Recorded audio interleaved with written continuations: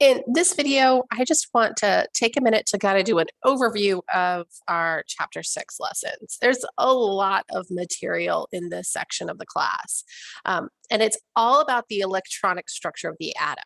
But as we dive into that idea of like how are electrons arranged in an atom, we can't really have the conversation without touching on things like quantum mechanics, which are big topics that we will just give like the most shallow of like interpretation of, and then you can get excited about it and then take a quantum chemistry class later and it'll be amazing.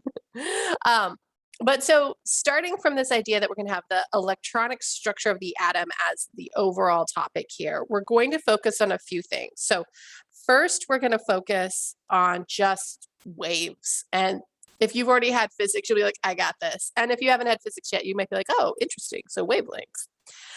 So there's a few things to know for getting through the material that we have here. One, just kind of some of the basic information about what a wave, like terminology that we use with waves. So for example, a wavelength can be measured from the crust to the crust, or from the point where it crosses zero to the point where it crosses zero. So like right here, these would both be representations of one wavelength. So we're imagining that this is zero and half of our wave is going below zero and half above. So the amplitude is going to be right here, amplitude. And then our frequency is really just going to be equal to the number of waves or wavelengths that pass a point for some unit of time. We often think about this as inverse seconds as the units. So like how many waves are passing every second. So it might be like 3 waves per second or 1,000 waves per second. So that's some of our basic terminology that you'll find throughout the equations that we'll be using in this chapter. The other thing to note about waves that I think is super important is constructive and destructive interference. And we'll use this concept when we talk about diffraction patterns.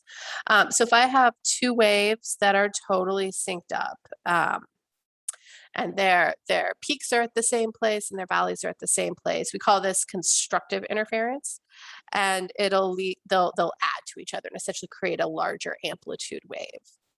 And then we also have destructive interference, where our waves and valleys are kind of opposite each other like this. And when we add these together, we'll get 0 amplitude. The waves essentially cancel each other out, and we call that destructive interference. So basics of the wave. Then this chapter is going to focus a lot on the wave particle duality of light and of matter. And this is where we're going to touch on some quantum mechanics, and we'll come back to it again. But this stuff is so interesting. So here, let me write it out. So wave particle duality of light and matter. And that's the cool thing about this, is we see this for both light waves, and we see this for the way that matter, like that has volume and mass, the way it behaves. And it's the same, which is so trippy. So first of all, within this, we're gonna focus on light and we're gonna focus on matter. And in the lectures, I'll go ahead and prove that both can act as both a particle and as a wave. One of the other pieces that we kind of introduce that's kind of connected to the waves here too is we'll talk about the electromagnetic spectrum as we talk about light.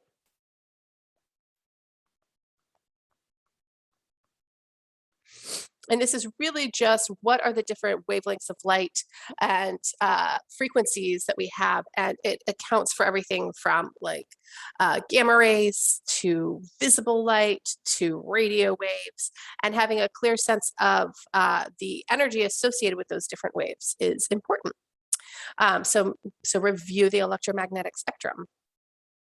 Within this one, then we also have, we'll do a proof for light, acting as both a wave and as a particle, and we'll do the same for matter.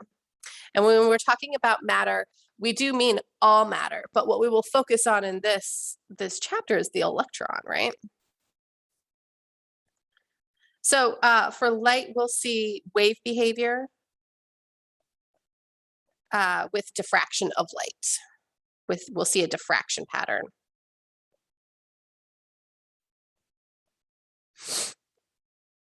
And that is similar to like the diffraction pattern you would see with like a wave from an ocean going through an opening in like a seawall. And it's just going to give you that kind of like round sort of like ripple effect. And if you have two of those ripples will have constructive and destructive interference. And you can see that with light, shining light through a piece of cardboard that has like two slits in it. So the light can only go through those two slits. And then we see it behave as matter with something that we call the photoelectric effect.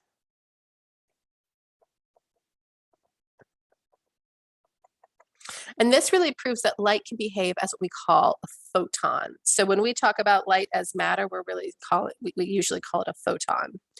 And what happens with the photoelectric effect is light hitting the surface of, let's say, a metal will only eject electrons at certain frequencies, like above a certain frequency. So when that wavelength has a certain amount of energy or more, then it'll start ejecting electrons from the surface, which means that light has to be acting as a particle, because otherwise what's happening at the surface is that the electrons, the atoms, are actually absorbing the energy from the light, right?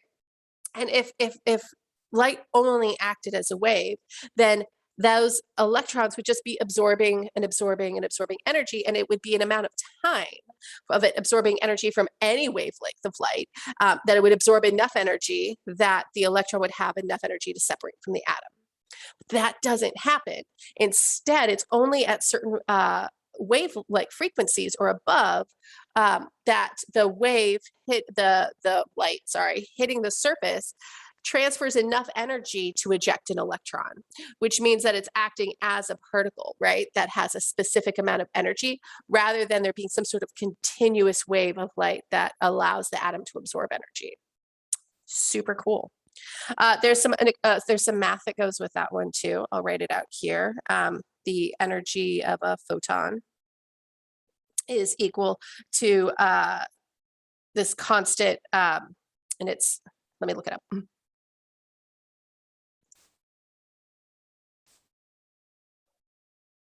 This little swoopy h is Planck's constant. It's 6.626 times 10 to the negative 34th joules seconds. Yeah, it's a big one. We can also see this characterized as instead that Planck's constant times the speed of light divided by wavelength as well. And so we can use these, and we see that the kinetic energy of that electron coming off of that metal surface as it absorbs energy is going to be equal to Planck's constant times the frequency. So that's that energy that's being absorbed minus the binding energy. And that binding energy is the amount of energy that is required to separate that electron from its attraction to the nucleus. Okay, so light behaves as a wave. Light behaves as matter through the photoelectric effect.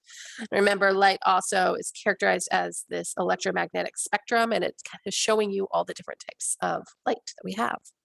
All right, so then we also have matter. Here we go. So this behaves as a particle. Like, we're used to thinking of matter as a particle.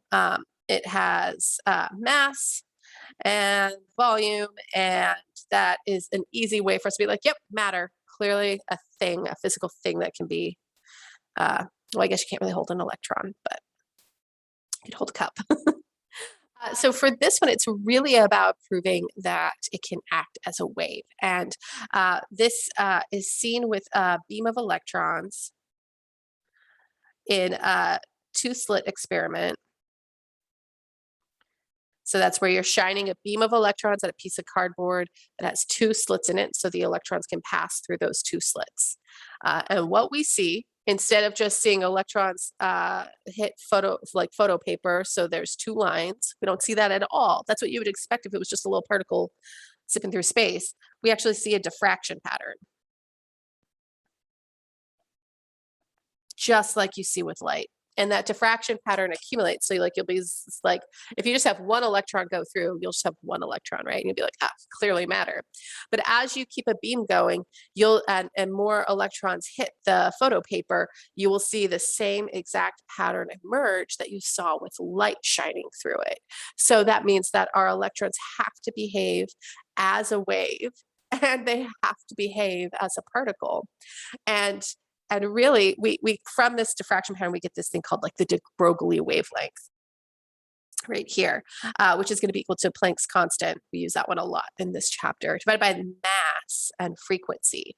And so we actually see that this is an observable phenomenon when the mass of the matter is extremely small, and electrons are extremely small. When we calculate the mass of an atom, we say the electron's contribution to it is negligible because it is literally a rounding error.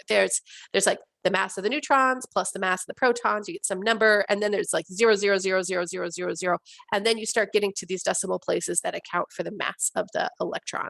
So it's just so tiny. It is so tiny that we actually see the same behavior that we see with light, which is a wave, but also this little tiny packet called a photon. And I think this is super interesting.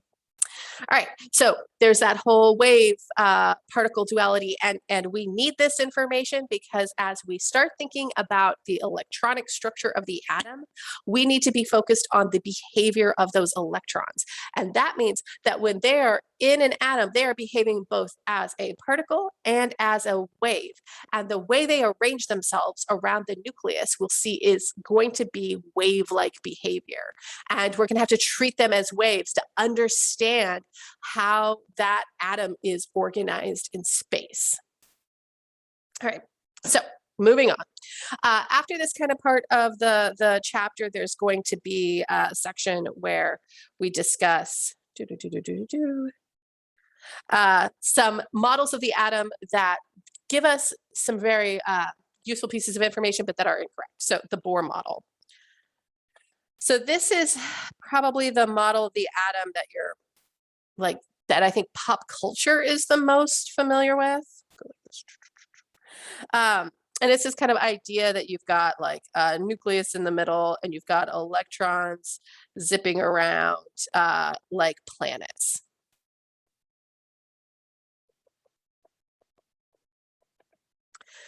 Not the case. But what was cool about this model is it explained some phenomena. It explained the element's emission spectrum. So the light that an element would emit would only be certain wavelengths. And so it explained these emission spectra. And it also explained this equation this guy Rydberg came up with that was like, this equation explains this emission spectrum. And the Bohr model explained the Rydberg equation. So it was cool, right? But it only really explained it and explained everything for the simplest case. It really only did this for the hydrogen atom, which is just a proton and electron. So our simplest case that we could look at, and it fell apart if you got bigger than that. And it didn't handle certain paradoxes either. So didn't work, but there's one really important takeaway from this.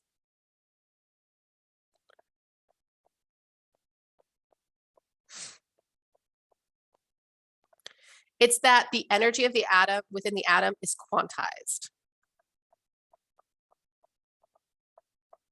That part was fantastic. That led to our quantum mechanic model of our quantum model of the atom.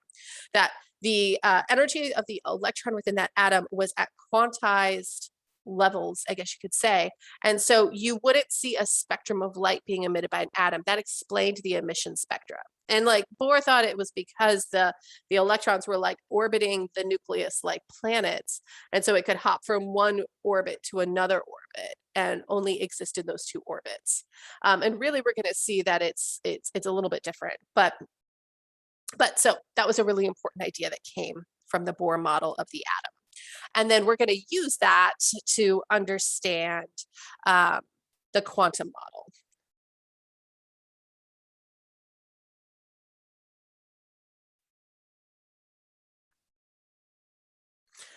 And this is the part that it's fun. It gets trippy. And this is fun stuff to think about. And I've linked some videos in our class that hopefully will be entertaining, if nothing else, or, food for thought. But within the quantum model, we're going to have a few different things that I'd like you to get familiar with. The Heisenberg uncertainty principle.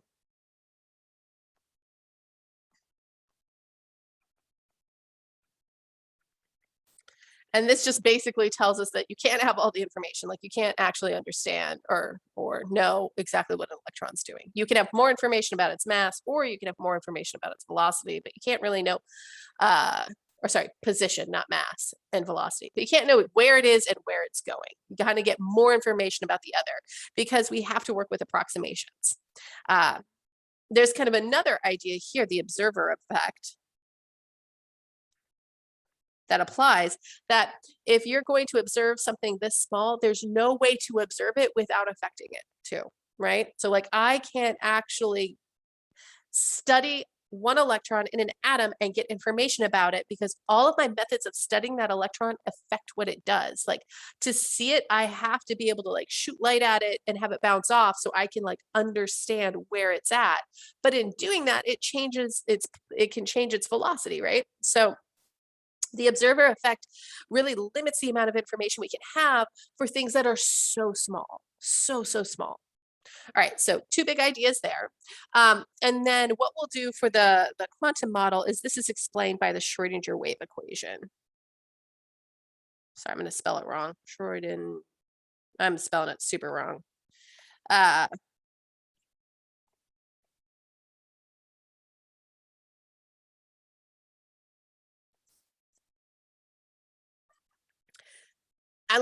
We can't get into the depths of the math on this. And honestly, I don't know if I understand quantum mechanics well enough to explain it without the maths either. However, what we're going to take away from the Schrodinger wave equation is this idea that electrons are behaving as waves. And so we can represent the atom as an equation if we treat those electrons as a wave function. And so we can get all this information by trying to solve the Schrodinger wave equation for an atom. And if you go on and take quantum chemistry, you'll do that for the simplest cases of a hydrogen atom. Like, you'll do it for an electron in a box, and then you'll learn quickly that we need really big computers to do more than that. And then you'll go take a computational chemistry class and be like, wow. So from the Schrodinger wave equation, our electrons are going to behave as a wave. And so when we envision the atom, we're not going to think of them as like particles rotating around a nucleus. Instead, we're going to think of a wave of electron. I envision it like light, around it, that's going to have a likelihood of being in certain places. And it's going to be a 3D wave, not a 2D wave, like a string that you're just like waving. And so this is going to give us, when we solve the Schrodinger wave equation or approximate its solution, we get quantum numbers from it. And these also really explain that emission spectrum where we see quantized energy. And so these you're going to need to be familiar with. There's the principal quantum number n. Then there's L, which is going to tell us about the shape of it, of the orbital. There's M sub L, which will give us kind of direction in the XYZ plane. And then one that's kind of different is the M sub S, which is really about the spin on an electron. And we have just spin up, spin down. And it's really to differentiate because you can have two electrons in each orbital, and they're going to be equal but opposite. And so we think of them as spin up and spin down, like it's spinning one direction or it's spinning the other direction. So you'll need to get familiar with these quantum numbers. They're like every electron's address in the atom. And from these, we'll be able to talk about atomic spectroscopy,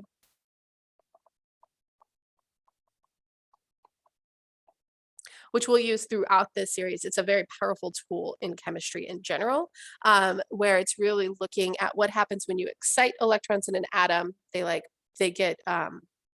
They jump up to a different energy level that's higher when they have extra energy, and then they relax down to their old spot. and they release energy when they do that in the form of light. And then we can observe that light and be like, aha, when we put that energy in, the electron jumped from here to there, it released this amount of energy. So it must have been in this blah, blah, blah, blah spot on the quantized energy levels of the atom. Let me get all this information.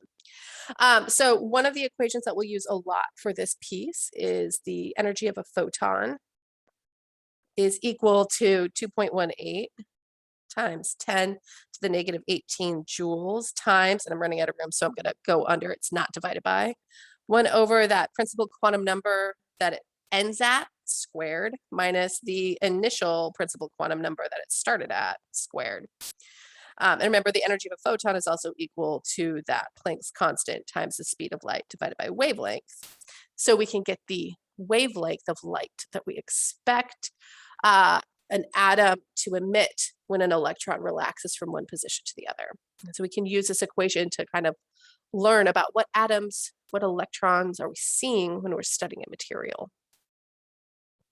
So we'll be introducing atomic spectroscopy. We'll use it in the lab in Chem 163. Also from quantum numbers, we're going to get this idea of the shape of orbitals. And this is really going to be dictated by the number of nodes that they have. So we'll have planar nodes, and we'll have radial nodes. So like here's a 1s orbital and here let's call this 2p orbital. You can see we have one planar node in the 2p orbital and 0 planar nodes in the 1s orbital. A radial node would be, if here's our 1s, 2s would have a radial node. It's a node that's within the, right there. So it's like a change in sign. So it's like right around the nucleus, it's like a plus sign or like a one way, and then it's the opposite through a radial node that I envision like a jawbreaker, right? Where it's like you have all these different shells of candy, and where there's a shell separating two flavors of candy, that's your node, your radial node. So we have, and from these nodes, we're going to get all these shapes. We'll get the s orbitals. Oh, that looks like so. The p orbitals, the d orbitals, and I can't really draw the f orbitals, but the s have 0 nodes, planar nodes, p has 1 planar node, and d has 2 planar nodes. There's a lot of different d ones. So that'll all come out of that Schrödinger wave equation too, which is neat. And that gives us this 3D representation of what's going on in the atom, or a way at least to visualize it, these waves. So we've kind of crowded around this. One of the other things that comes from this is going to then be, let's find a way to let's go like this. We'll go off the shapes of them orbitals. Electron configurations.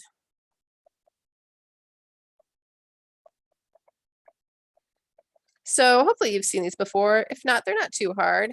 But we're going to give you kind of a pattern, and it's a way of bookkeeping electrons, and you'll and a way to kind of keep track of them. And so I'd like you to learn about electron configurations and be able to do a set of write out the electron configuration for the last electron placed in any atom. We'll also cover things like irregular configurations. And a lot of these are going to be our transition metals. One of the ideas that'll be kind of important in thinking through electron configurations and the shapes of orbitals and electron configurations is going to be this idea of shielding and effective nuclear charge.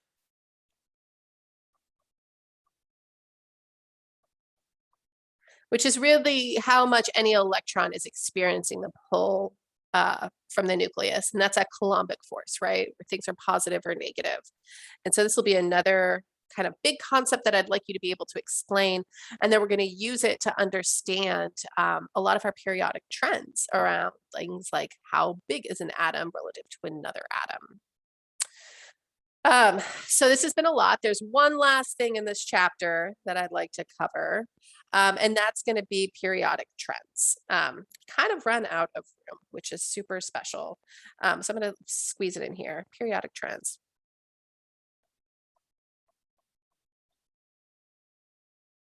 Our periodic trends that we're going to talk about, we're going to use all of this information about the structure of the atom now to discuss patterns that we've just kind of stated before.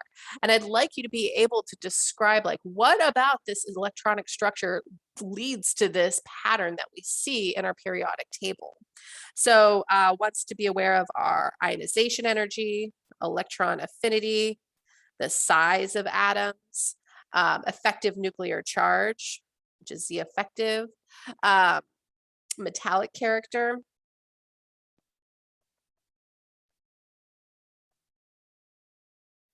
and then also if something is electromagnetic or diamagnetic, paramagnetic or diamagnetic, which I actually think comes better from the electron configurations.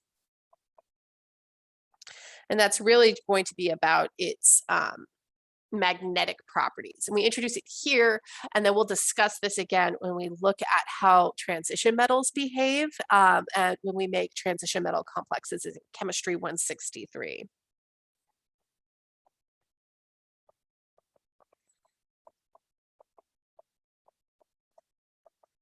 This is a lot of material.